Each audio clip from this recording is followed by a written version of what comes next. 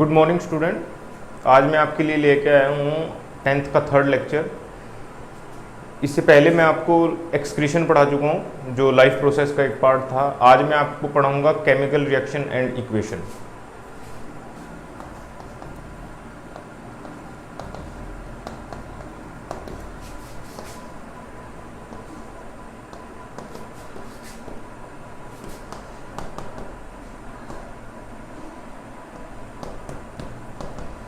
Chemical reaction and equation NCERT का first chapter है ये।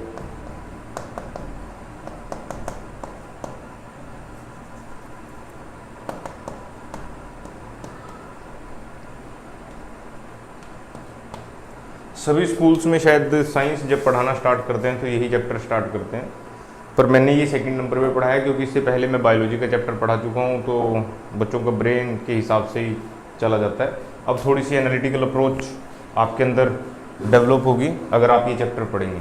चैप्टर स्टार्ट करने से पहले मैं बोल देता हूँ, वीडियो को 1 मिनट के लिए पॉज करके अपनी अपनी एनसीईआरटी आप जहाँ जहाँ भी है ले आएँ और नोट्स बनाएं बेहतर। First chapter chemical reaction. तो आपसे मैं पूछता हूँ केमिकल रिएक्शन क्या होती है? केमिकल रिएक्शन क्या होती है? कहाँ पढ़ी है आपने केमिकल रिएक्शन? मतलब 10th के सिलेबस में तो बहुत सारी केमिकल रिएक्शन है। 9th का सिलेबस थोड़ा बड़ा तो है केमिस्ट्री का, पर वो बेस है बिल्कुल जो आपको आगे यूज़ होगा। इसमें भी बहुत सारा यूज़ होगा, यूटिलाइज होगी जो 9th में आपने सीखा केमिस्ट्री। जिन लोगों की 9th में केमिस्ट्री वीक रही है उनको थोड़ी दिक्कत आएगी 10th के अंदर, क्योंकि कंबाइंड पैकेज होता है 9th और 10th। तो केमिकल रिएक्शन क्या होती है? केमिकल रिएक्शन मैं आपको बता देता हूँ। केमिकल रिएक्शन होता है रिप्रेजेंटेशन ऑफ केमिकल चेंज। क्या होता है बच्चे?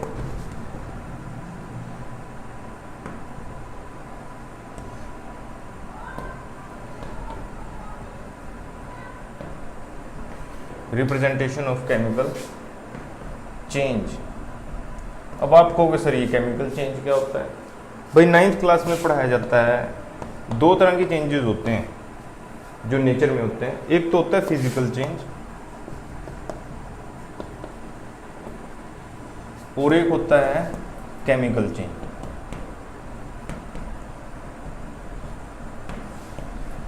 एक होता है फिजिकल चेंज, एक होता है केमिकल चेंज। फिजिकल चेंज का क्या मतलब है? फिजिकल चेंज का मतलब अगर मेन मुद्दा बताया जाए, फिजिकल चेंज रिवर्सिबल होता है और केमिकल चेंज इरिवर्सिबल होता है। क्या मेरी बात आपको समझ में? फिजिकल चेंज जो होता है रिवर्सिबल चेंज होता है भाई साहब ये, और ये इरिवर्सिबल चेंज होता है। फॉर एग्जाम्पल, जैसे आइस से वाटर बनाया जा सकता है, तो वाटर से भी क्या बनाई जा सकती है? आइस बनाई जा सकती है। क्या मेरी बात आपको समझ में है? आइस से वाटर बनना और वाटर से आइस बनना, ये क्या है? फिजिकल चेंज है। अच्छा जी, अगर मैं बोलूं कि वाटर से कुछ चीज़ें मिला के, इंग्रेडिएंट मिला के कुछ चाय बनाई जाती है, तो क्या चाय से वाटर बन सकता है? ये नहीं है। समझ रहे हो मेरी बात या नहीं? तो जब कोई चेंज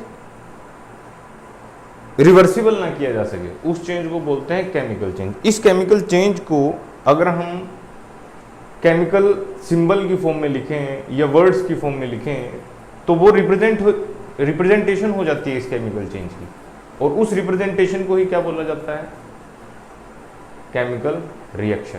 क्या मेरी बात आपको समझ में? मान लो इसकी आपको चाय बनाने की केमिकल रिएक्शन लिखनी है, लो लिख देते हैं, क्या दिक्कत बड़ी बात है? हमें चाहिए वाटर, और क्या चाहिए होता है?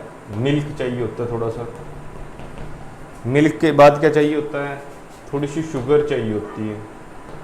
शुगर के बाद थोड़ी सी टी चाहिए होती है, और इसके बाद हीट चाहिए होती है, और बाद में क्या बन जाता है? चाय बन जाता है। क्या बन जाता है? चाय बन जाता है। तो ये वर्ड रिएक्शन है।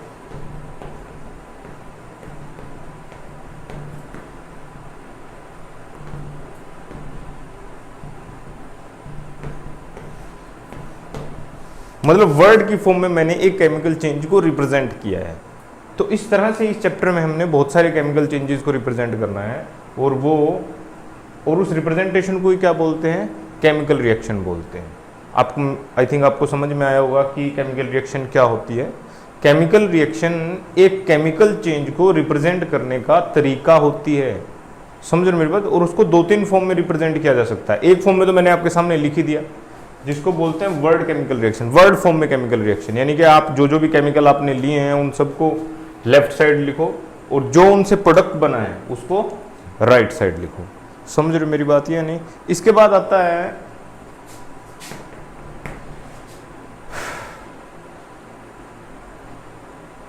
आप पहचानोगे कैसे कि कोई केमिकल रिएक्शन हुई है या नहीं हुई है। एनसीईआरटी में है ये बात है कि आपको कैसे पता चलेगा कि कोई केमिकल रिएक्शन हुई है या फिर नहीं हुई है, कोई केमिकल चेंज टेक प्लेस हुआ है। उसके लिए कुछ सिंबल हैं, या फिर आप ये कह लो कि उसके लिए कुछ आइडेंटिटीज हैं। क्या है ये, how the chemical change observe, chemical change कैसे ऑब्जर्व होता है। दोबारा सुनिए, केमिकल चेंज कैसे ऑब्जर्व होता है कि किसी सब्सटेंस में कोई केमिकल चेंज हुआ है। तो इसके लिए सबसे पहले क्या होता है, इसके लिए सबसे पहले ऑब्जर्व किया जा सकता है कि अगर दो सब्सटेंस आपस में रिएक्शन कर रहे हैं, केमिकल रिएक्शन कर रहे हैं, तो जो नया सब्सटेंस बना है उसका कलर चेंज हो गया है। क्या चेंज हो गया है, कलर चेंज।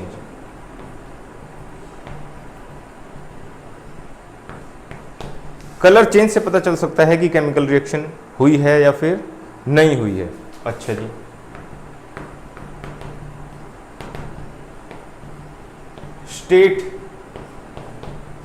स्टेट चेंज जब हो जाती है उससे भी पता लग जाता है कि केमिकल रिएक्शन हुई है या नहीं हुई है। पर स्टेट चेंज होने से डायरेक्ट अंदाजा नहीं होता है कि केमिकल रिएक्शन हुई है या नहीं हुई है। समझ रहे हो मेरी बात या नहीं। क्योंकि अभी मैंने ये एग्जांपल मिटाया भी नहीं है आपके सामने।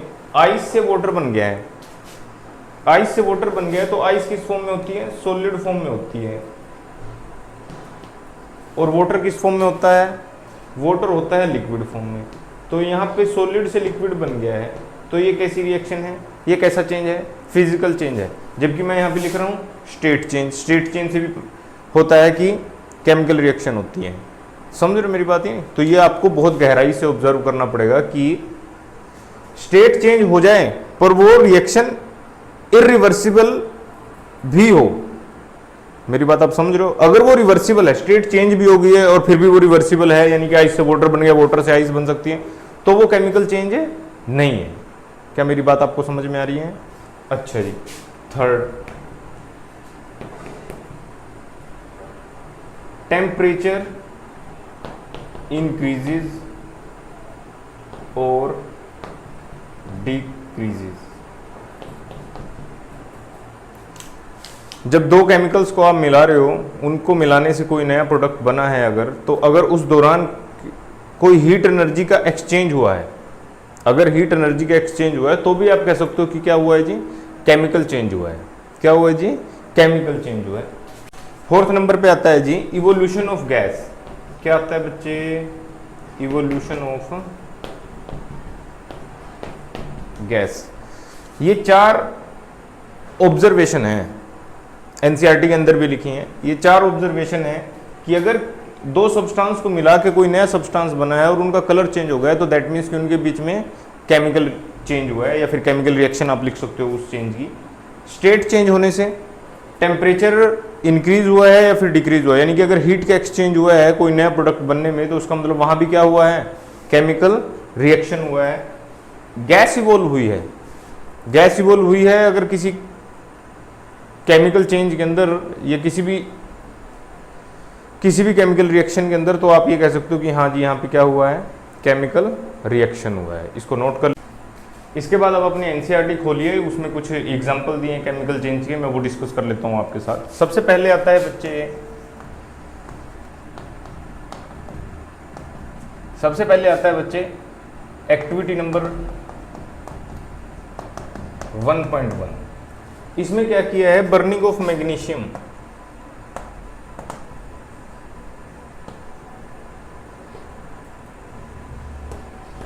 मैग्नीशियम की बर्निंग आपको दिखाई गई है। मैग्नीशियम यानी कि एक मैग्नीशियम रिबन लिया जाता है,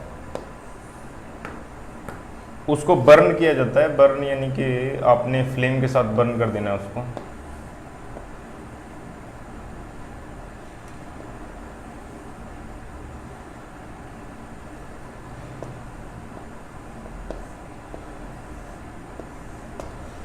इसको बर्न किया जाता है। ये मैग्नीशियम रिबन है आपके पास।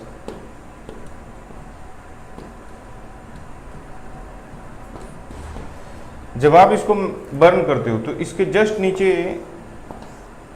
एक चाइना डिश रखिए, ऐसी बनाया गया है। उसमें एक वाइट पाउडर,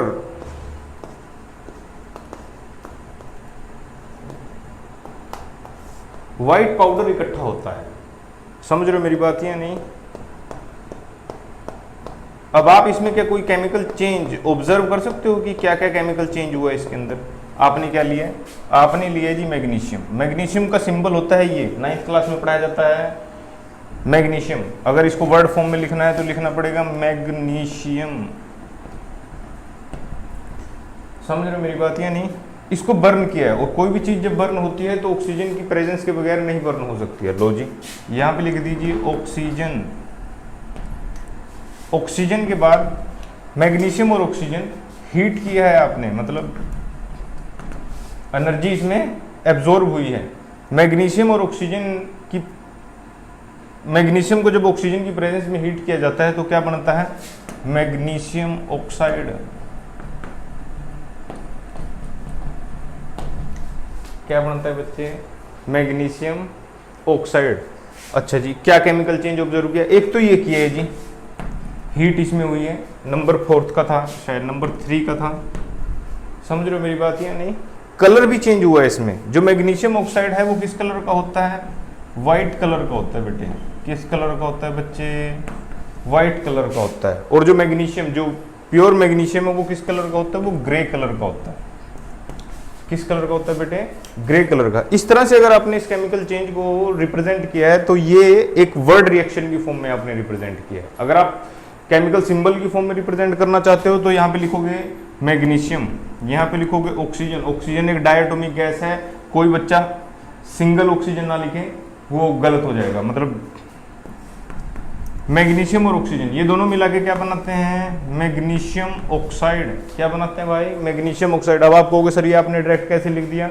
भाई 9th क्लास में पढ़ाया जाता है, फॉर्मूला मेकिंग प्रोसेस पढ़ाई जाती है एटम एंड मॉलिक्यूल में, जिसमें 2 आयंस को मिला के फॉर्मूला बनाया जाता है। जैसे कि मैग्नीशियम की अगर वैलेंसी की बात करूं तो वो होती है 2 पॉजिटिव।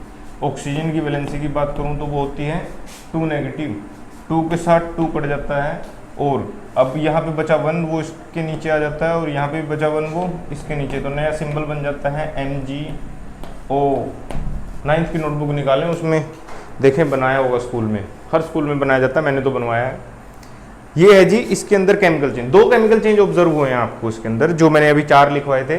उनमें से एक भी हो सकता है, 2 भी हो सकते हैं, चारों भी हो सकते हैं, कोई दिक्कत वाली बात नहीं। तो इसमें एक तो कलर चेंज हुआ है, और एक हीट का क्या हुआ है? हीट इसमें एब्जॉर्ब में क्वेश्चन आता है इस पूरी एक्टिविटी के ऊपर कि जब मैग्नीशियम को बर्न किया जाता है तो उससे पहले उसको साफ क्यों किया जाता है? मैग्नीशियम रिबन को साफ क्यों किया जाता है, मतलब क्लीन क्यों किया जाता है? क्योंकि भाई जब मैग्नीशियम रिबन को एटमॉस्फेयर में खुला छोड़ा जाता है तो मैग्नीशियम जो है, magnesium react with carbon dioxide of atmosphere and make magnesium carbonate. क्या बना देती है बच्चे? जो मैग्नीशियम है अगर आप उसको एटमॉस्फेयर में खुला छोड़ोगे तो वो एटमॉस्फेयर की कार्बन डाइऑक्साइड के साथ क्या बना लेगी? एक नया कंपाउंड बना लेगी जिसको बोलेंगे मैग्नीशियम कार्बोनेट। अब अगर आप मैग्नीशियम कार्बोनेट को बर्न करते हो तो उसका जो मेल्टिंग पॉइंट होता है वो सोलो मैग्नीशियम से क्या होता है? ज्यादा होता है, तो फिर आप उसको बर्न तो कर सकते हो, आपको आगे पढ़ाया जाएगा, आप उसको बर्न तो कर सकते हो, पर उसके लिए आपको ज्यादा हीट की रिक्वायरमेंट होती है। तो इस वजह से इसको बर्न, इस केमिकल रिएक्शन को ऑब्जर्व करने से पहले मैग्नीशियम रिबन को अच्छी तरह से क्या किया जाता है, साफ किया जाता है। क्या मेरी carbonate which has high melting point, melting point high होता है उसका, समझ रहे हो मेरी बात? ये नहीं मतलब रिएक्शन करने में थोड़ी दिक्कत होगी, इस वजह से उसको पहले क्या किया जाएगा, साफ किया जाएगा। नोट 1.2 ये भी एनसीईआरटी के अंदर ये सेकंड पेज पे बनाई हुई है, आप इसको पढ़ें। इसमें से क्वेश्चन आया था इस बार सीबीएसई के अंदर, जो इस बार बच्चों का पेपर हुआ है, बहुत ही इंपॉर्टेंट है ये। क्या क्या इसमें केमिकल चेंजेस होते हैं वो आपने ऑब्जर्व करने हैं, और केमिकल चेंजेस ऑब्जर्व करने के लिए क्या आपके पास मतलब क्या क्या ऑब्जर्वेशन आपने फील करनी है, देखनी है केमिकल रिएक्शन के अंदर, वो सब आपको आना चाहिए, तभी आप इस चैप्टर को कर सकोगे, वरना तो थोड़ा सा लेंथी है, मतलब मुश्किल है, छोटा सा चैप्टर है बिल्कुल। तो जी एक्टिविटी नंबर 1.2 में वो लेता है लेड नाइट्रेट लेता है। क्या लेता है बच्चे? लेड नाइट्रेट लेता है प्लस पोटासियम आयोडाइड लेता है,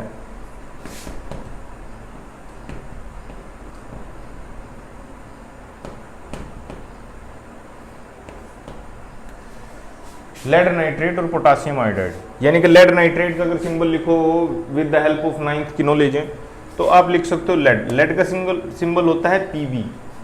क्या होता है? पीबी। और इसका जो वैलेंसी होती है वो होती है 2 पॉजिटिव। नाइट्रेट आयन को बोला जाता है NO3 1 नेगेटिव नाइट्रेट आयन है। तो अगर आप इसका सिंबल बनाओगे केमिकल तो बन जाएगा PbNO3 की 2। इसके 2 पॉजिटिव को बैलेंस करने के लिए 2 नेगेटिव चाहिए, तो 2 नेगेटिव बनाने के लिए NO3 के कितने आयन चाहिए? 2। तो 2 इसके आयन है, एक इसका आयन है, तो बन गया PbNO3। Potassium iodide, potassium iodide, potassium का सिंबल क्या है बच्चे? K positive. और आयोडीन का सिंबल क्या है? 1 नेगेटिव। तो जब आप इसका कंपाउंड बनाओगे तो वो बन जाएगा Ki। क्या मेरी बात आपको समझ में आ रही है? अच्छा जी, पोटासियम नाइट्रेट और लेड नाइट्रेट और पोटासियम आयोडाइड, अगर आप इसको देखो मार्केट से खरीदो, मिल जाते हैं अंबाला वगैरह में, तो ये क्या है? ये लिक्विड फॉर्म में होते हैं। किस फॉर्म में होते हैं? लिक्विड। वेरी क्लीन, बिल्कुल पानी की तरह साफ, कोई कलर नहीं होता इनके पास। समझ रहे हो मेरी बात? इसके बाद जब आप इनको रिएक्शन कराते हो, जब आप इनकी रिएक्शन कराते हो तो आपके पास बनता है लेड आयोडाइड। क्या बनता है? Lead iodide. यानी कि इसका पॉजिटिव इसके नेगेटिव के साथ रिएक्ट करता है, PbI2 बन जाता है। और क्या बनता है भाई? और बनता है पोटासियम नाइट्रेट। क्या बनता है भाई? Potassium nitrate. किस तरह की केमिकल रिएक्शन है ये अभी आपको आगे पता चलेगा। तो इस रिएक्शन के अंदर हमने केमिकल चेंज ऑब्जर्व करना है। हमने क्या किया है? लेड नाइट्रेट को पोटासियम आयोडाइड के साथ रिएक्ट कराया है, इससे बना है हमारे पास लेड आयोडाइड और पोटासियम नाइट्रेट। ये दोनों सॉल्यूशन फॉर्म में होते हैं, लिक्विड फॉर्म में होते हैं, तो आप ये समझ सकते हो कि बिल्कुल कलरलेस होते हैं ये।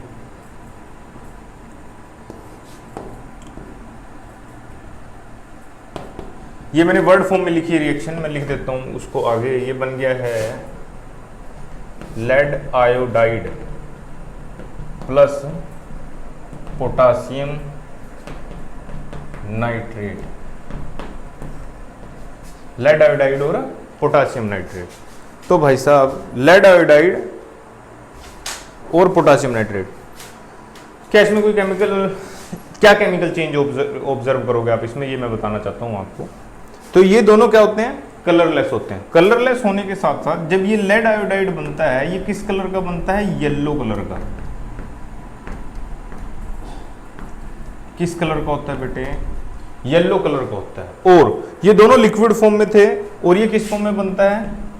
सॉलिड फॉर्म में बनता है। किस फॉर्म में बनता है? सॉलिड फॉर्म में बनता है। सॉलिड फॉर्म में बनता है तो यानी कि इसके येलो कलर के प्रेसिपिटेट बनेंगे। PPT लिख देते हैं आप उसको। PPT को क्या लिखते हैं बच्चे? प्रेसिपिटेट। येलो कलर के प्रेसिपिटेट बनते हैं और वो प्रेसिपिटेट होते किसके हैं, लेड आयोडाइड के। ये सॉल्यूशन लिक्विड की फॉर्म में होता है। तो आपने इसमें क्या केमिकल चेंजेस ऑब्जर्व किए, आप ऑब्जर्व कर सकते हो अभी जो 4 लिखवाए थे। एक तो जिसमें कलर चेंज हुआ है, हो गया, कलरलेस से क्या बन गया है, येलो बन गया। दूसरा क्या ऑब्जर्व हुआ है, दूसरा स्टेट चेंज हुई है। ये लिक्विड फॉर्म में थे, इधर जो भी थे, जो लेफ्ट साइड लिखे जाते हैं उनको बोला जाता है रिएक्टेंट। क्या बोला जाता है बेटे, रिएक्टेंट। और जो राइट साइड मिलते हैं उनको बोला जाता है प्रोडक्ट। क्या बोला जाता है बच्चे, प्रोडक्ट बोला जाता है। ये activity number 1.2 very very important, CBSE में आती है, इस साल भी आई थी, हर साल आती है। क्या केमिकल चेंज ऑब्जर्व हुआ है आपको इस केमिकल रिएक्शन के अंदर, एक तो जी कलर चेंज हुआ है, एक स्टेट चेंज हुई है। तीसरी एक्टिविटी मतलब थर्ड एक्टिविटी जो एनसीईआरटी में है, उसमें भी आपने ऐसी केमिकल चेंज ऑब्जर्व करना है। क्या है, एनसीईआरटी में है, इस वजह से पढ़ना जरूरी है, पर वो आगे भी आएगी आपके पास, मेटल एंड नॉन मेटल का चैप्टर है। इसमें क्या किया जाता है, एक्टिविटी नंबर 1.3 इसमें होता है, इसमें जिंक ग्रेन्यूल लिए गए हैं आपके पास।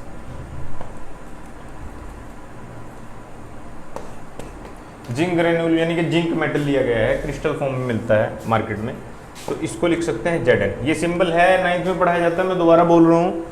जिंक ग्रेन्यूल को एसिड के साथ रिएक्ट कराया गया है। एसिड क्या लिया गया है यहाँ पे, हाइड्रोक्लोरिक एसिड लिया गया है शायद एनसीईआरटी के अंदर। तो जब एक मेटल एसिड के साथ रिएक्ट करती है तो वो क्या बनाती है, वो बनाती है मेटल सोल्ट। क्या बनाती है भाई, मेटल सोल्ट बनाती है, प्लस गैस रिलीज कर देती है। तो यहाँ पे मेटल सोल्ट बनेगा। क्या बनेगा मेटल सोल्ट, वो बनेगा भाई जिंक क्लोराइड। क्या बनेगा, जिंक क्लोराइड। और रिलीज क्या होगा, हाइड्रोजन गैस। इस केमिकल मतलब इसके अंदर ये जो रिएक्शन मैंने लिखी है, ये वर्ड फॉर्म में लिखी है, ध्यान रखना, आगे पढ़ाऊंगा। 2 फॉर्म में लिखी जा सकती है रिएक्शन, और ये किस में लिखी है, सिंबल फॉर्म में। इंपॉर्टेंट है, बहुत इंपॉर्टेंट, तीनों एक्टिविटी बहुत ज्यादा important.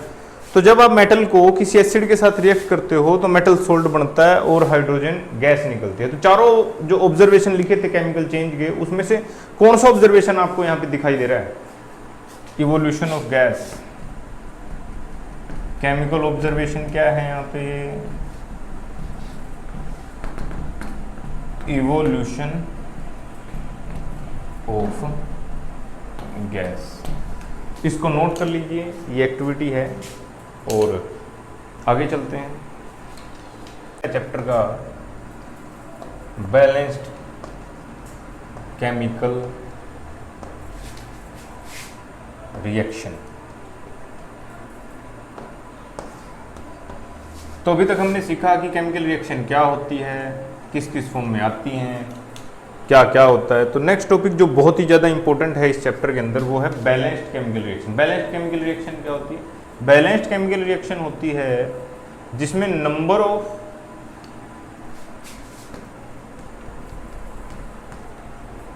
Balanced chemical reaction has equal number of atoms या फिर आयंस। बहुत इंपॉर्टेंट यहाँ पे लिखें, कुछ रिएक्शंस तो एटम बैलेंस करने से होंगी, कुछ रिएक्शंस आयन बैलेंस करने से बैलेंस होंगी। तो chemical balanced chemical reaction has equal number of atom and ion toward reactant and product sides. यानी कि कोई भी केमिकल रिएक्शन जैसे कि मैंने लिखा अभी, केमिकल रिएक्शन जो लेफ्ट साइड होता है उनको बोलते हैं रिएक्टेंट। क्या बोलते हैं बेटे, रिएक्टेंट। और जो राइट साइड होता है उनको बोलते हैं प्रोडक्ट। रिएक्टेंट से क्या बनता है, प्रोडक्ट। तो number of atom of reactant is equal to number of atom of product. Balance का मतलब क्या होता है, नंबर ऑफ एटम या फिर ion of reactant always equal to number of atoms and ions of product. ये balanced chemical reaction की definition है। बैलेंस्ड केमिकल रिएक्शन वो होती है जिसमें number of atom and ions of reactant equal to number of atom and ion of product. और chemical reaction को किस किस फॉर्म में रिप्रेजेंट किया जा सकता है वो मैंने अभी बताया आपको कि वर्ड फॉर्म में लिखा जा सकता है और सिंबल फॉर्म में लिखा जा सकता है। बैलेंसिंग ऑफ केमिकल रिएक्शन करके दिखा देते हैं आपको।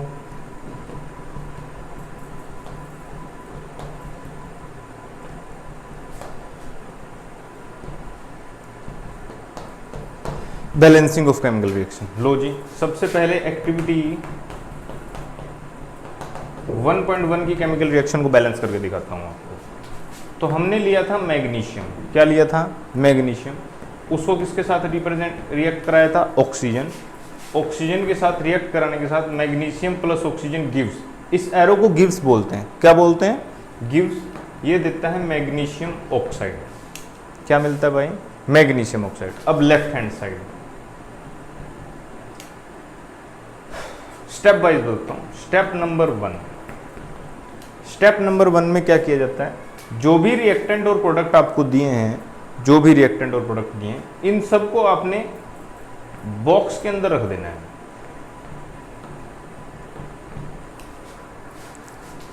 Make boxes. इन सभी रिएक्टेंट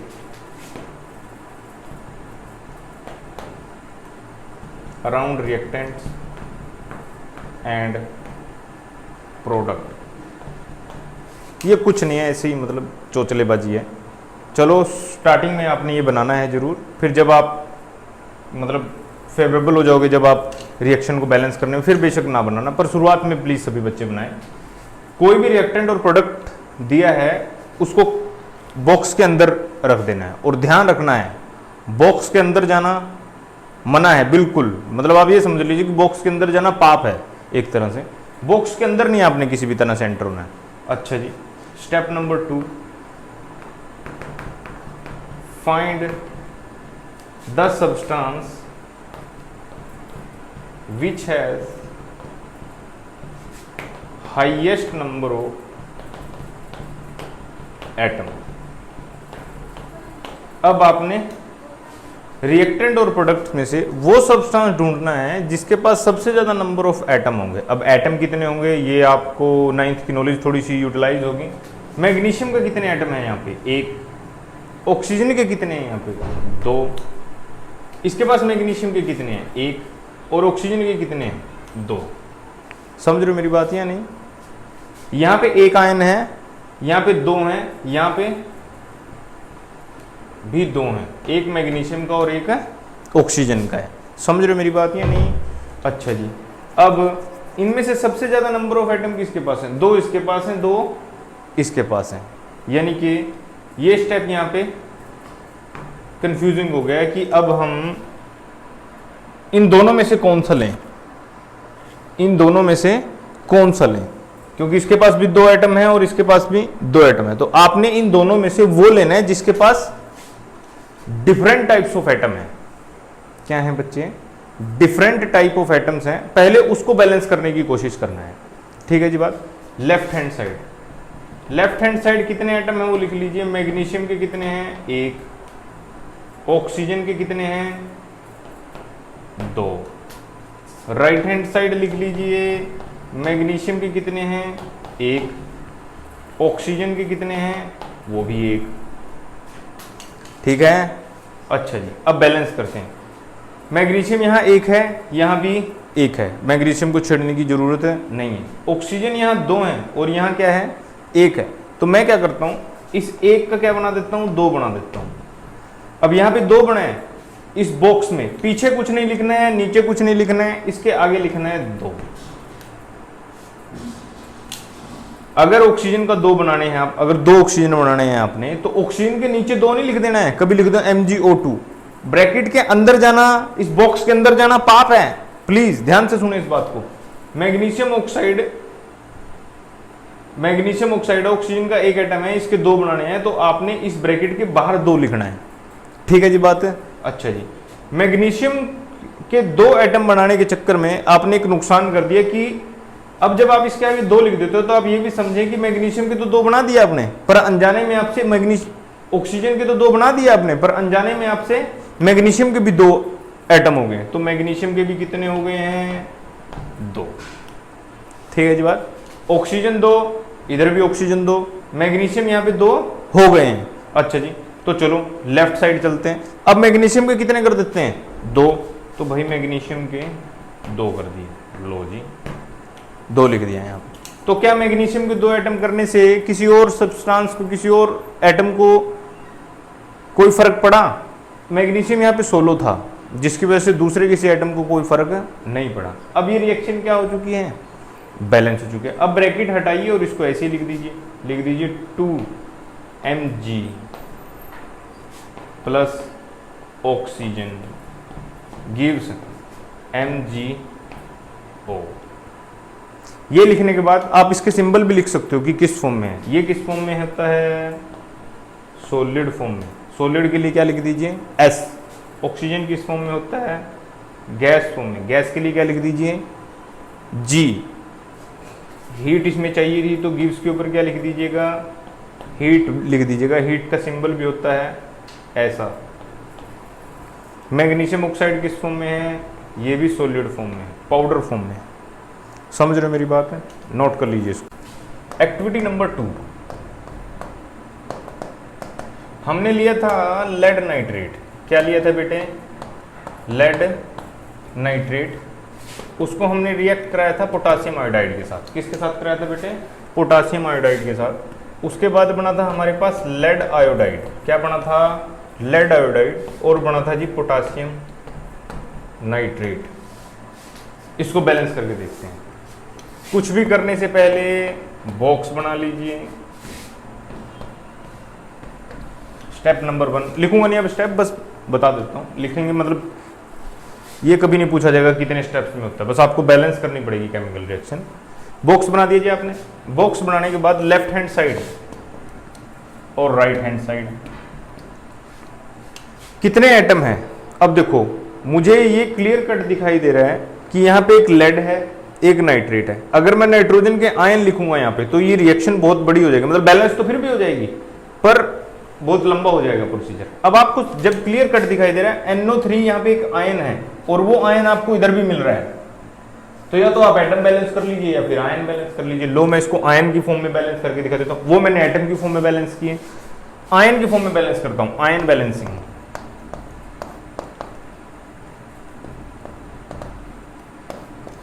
जब आयन दिख रहे हैं आपको साफ साफ, क्यों इतने बड़े झमेले में फंसना है?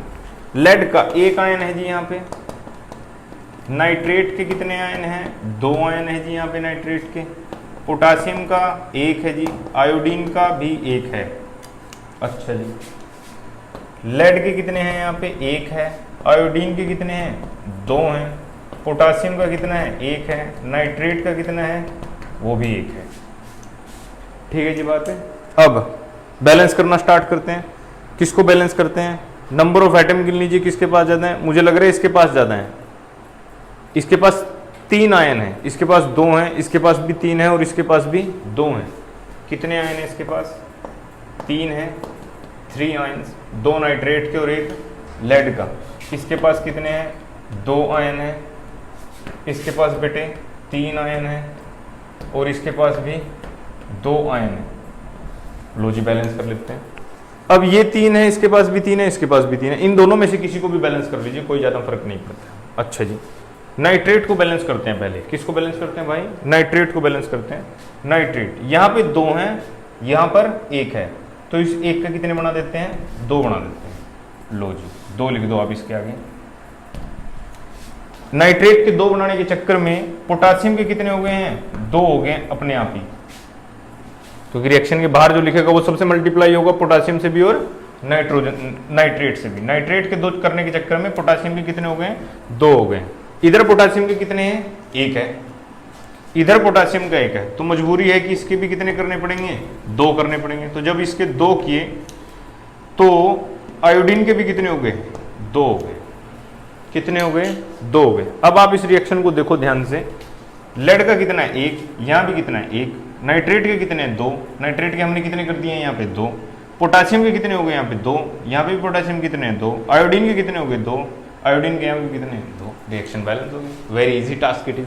तो इस रिएक्शन को जब बैलेंस हो जाती है तो नीचे लिख सकते हो आप PbNO3 की 2 plus 2 mole of potassium iodide, lead iodide plus potassium nitrate. In the last आप इनके स्टेट्स लिख सकते हो। स्टेट्स किस फॉर्म में लिखोगे? ये किस फॉर्म में होता है? सॉल्यूशन फॉर्म में होता है, यानी कि लिक्विड फॉर्म में होता है। ये भी लिक्विड फॉर्म में होता है। ये किस फॉर्म में बनता है? सॉलिड, अभी बताया था प्रेसिपिटेट की फॉर्म में बनता है। और ये किस फॉर्म में होता है? लिक्विड फॉर्म में होता है। रिएक्शन कंप्लीट हो चुकी है मजेदार? नोट कर लीजिए इसको।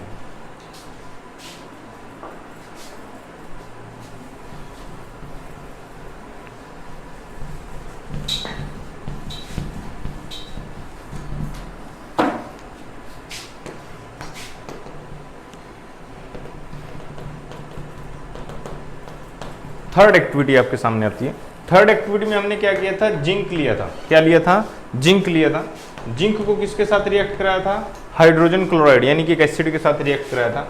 और क्या बन गया था हमारे पास? जिंक क्लोराइड बन गया था और हाइड्रोजन गैस निकल आई थी। वही पहला स्टेप।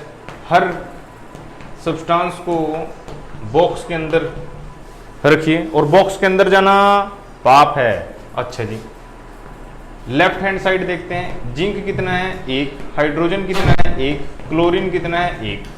हो गया। यहाँ पे राइट हैंड साइड देखते हैं। जिंक कितना है? 1। क्लोरीन कितने हैं? 2। हाइड्रोजन भी कितने हैं? 2। क्या बात है, ठीक है जी। बस नंबर ऑफ एटम गिन लीजिए। इसके पास कितने हैं? 1। एटम बैलेंस हो रहे हैं यहाँ पे, ध्यान रखें। वो अपने आप ही आपको फीलिंग आ जाएगी कि एटम बैलेंस करके करूं या फिर आयन बैलेंस करके करूं। कुछ रिएक्शन तो ऐसी हैं वो एटम बैलेंस करके होंगी ही नहीं, बहुत लंबा पड़ जाएगा प्रोसीजर। फिर आप बस सेकंड स्टेप आपने लेना है कि आयन बैलेंस करने हैं आपको। एटम बैलेंस करके करूं। जिंक के कितने एटम हैं? 1। हाइड्रोजन और क्लोरीन कितने हैं? 2। इसके पास कितने हैं? 3।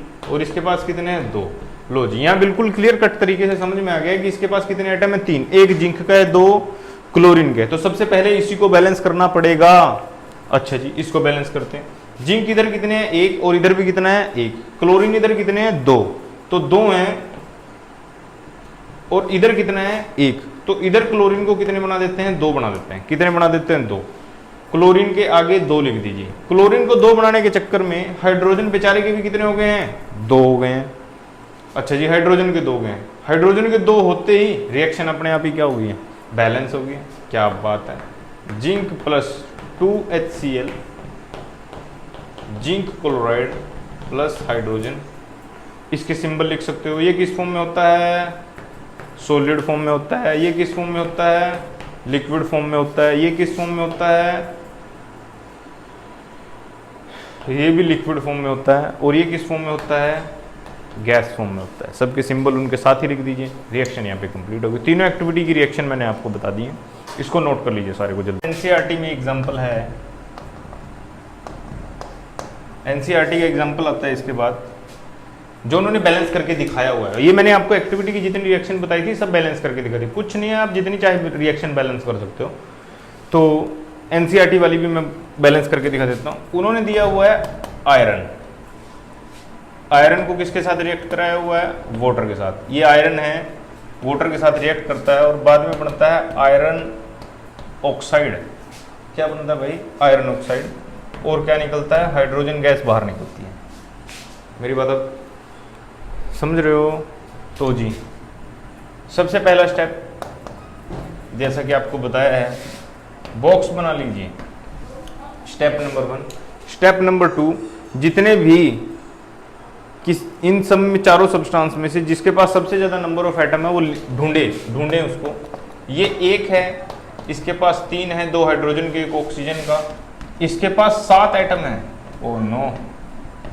और इसके पास बेटे 2 हैं।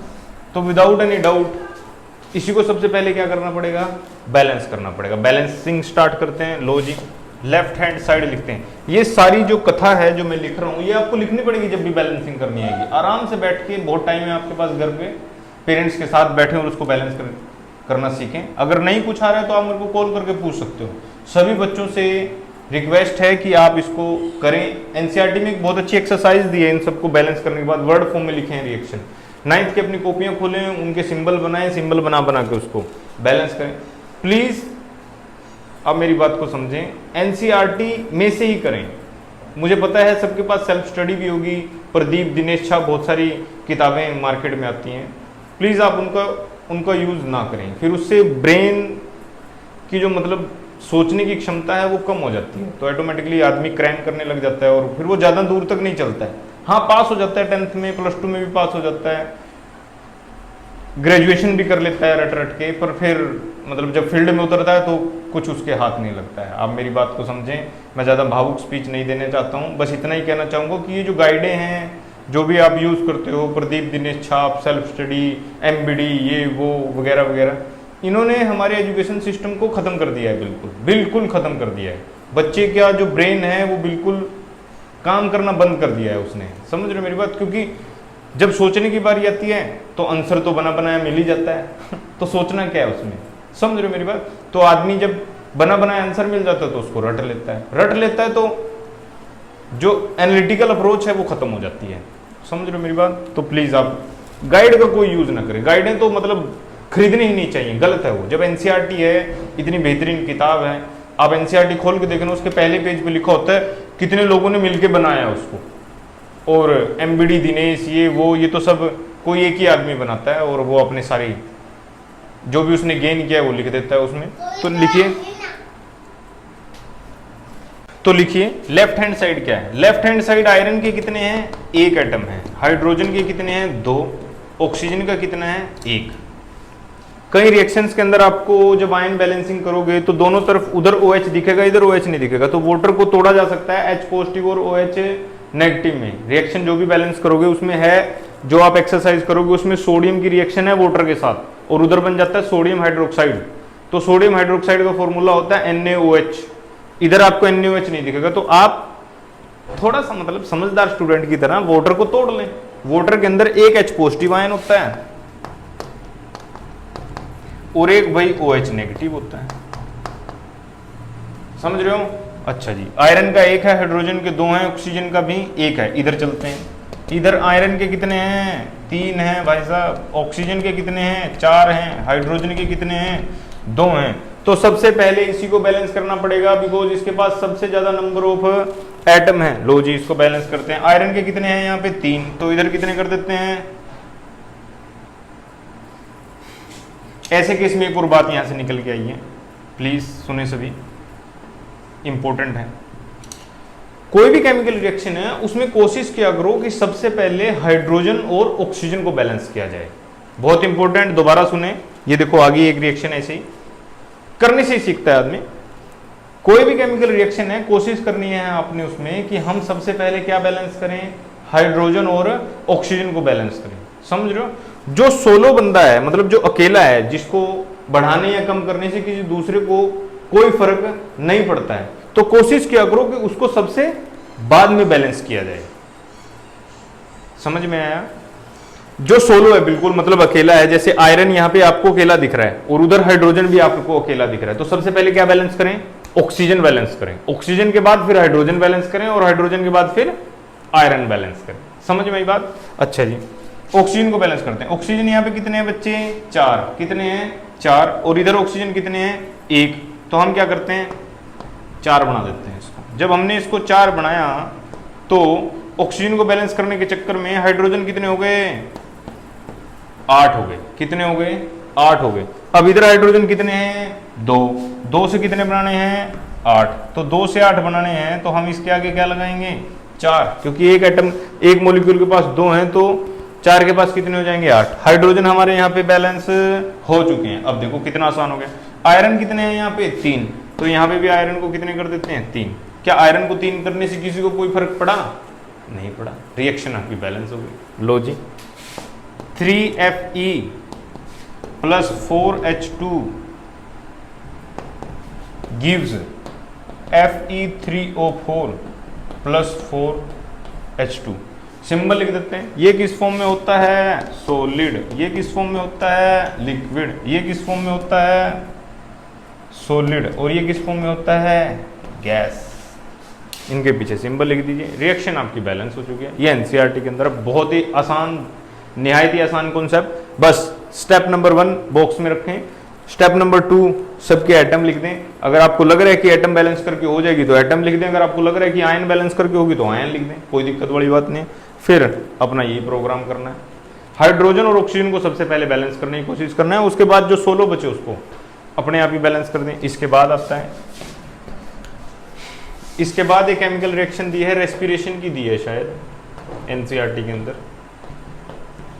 रेस्पिरेशन सभी जानते हैं, बचपन से पढ़ाया जाता है। कार्बन डाइऑक्साइड नहीं, फोटोसिंथेसिस बोलते हैं उसको। रेस्पिरेशन भी यही है, रिवर्सिबल है ये रिएक्शन। कार्बन डाइऑक्साइड और वाटर मिलके क्या बनाते हैं प्लांट्स के अंदर? C6H12O6। लाइफ प्रोसेस में मैंने पढ़ाया है, बहुत बेहतरीन लेक्चर दिया था क्लास के अंदर। फोटोसिंथेसिस में क्या बनता है? ग्लूकोज बनता है।